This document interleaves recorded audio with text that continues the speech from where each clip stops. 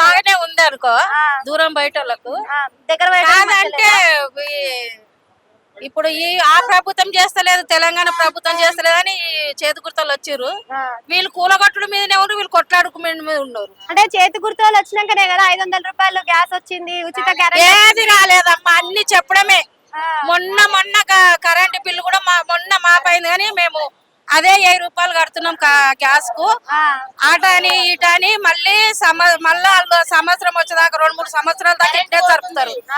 ఎవ్వరు ఏమి మంచిగా చేసేది లేదు, వీళ్ళ కొట్లాటలకే సరిపోయింది.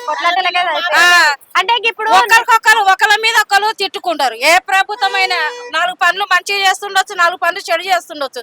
అది చేసేది ఏందో గెలవంగానే చెయ్యాలి. కానీ కేసీఆర్ ప్రభుత్వంలో అసలు పథకాలే పెట్టలేదు కదా, మళ్ళీ అదే ఎందుకు పథకాలు పెట్టలే? బతుకమ్మ చీరలు ఇచ్చిండు, ఆయన కూడా మంచిగానే చేసిండు. అంటే ఇప్పుడు బతుకమ్మ చీరలు హెచ్చరిస్తలేము, ఆయన హెచ్చరిస్తలేము, ఎవరిని హెచ్చరిస్తలేము. కాదంటే ఎవరైనా సరే పనులు చేసేటోళ్ళు ప్రజల దృష్టిలో పడిపోతారు. ఎవరైనా సరే మంచిగా చేయాలి పనులు. సరే నువ్వు ఆయన మంచిగా చేస్తారే, నువ్వు గెలిచినావు, నీ అదృష్టం మంచిగా ఉంది, గెలిచినావు. కానీ పనులు మంచిగా చెయ్యంగానే నువ్వు ప్రభుత్వానికి నువ్వు చేసేది ఏంది జల్దీ చెయ్యాలి. ఇప్పుడు రేవంత్ రెడ్డి బెస్టా కేసీఆర్ బెస్టా అంటే ఒక మాటలో ఏం చెప్తావు? కేసీఆర్ బెస్ట్. మీ కేసీఆర్ బెస్టా? కేసీఆర్ బెస్ట్. థ్యాంక్ యూ అమ్మా.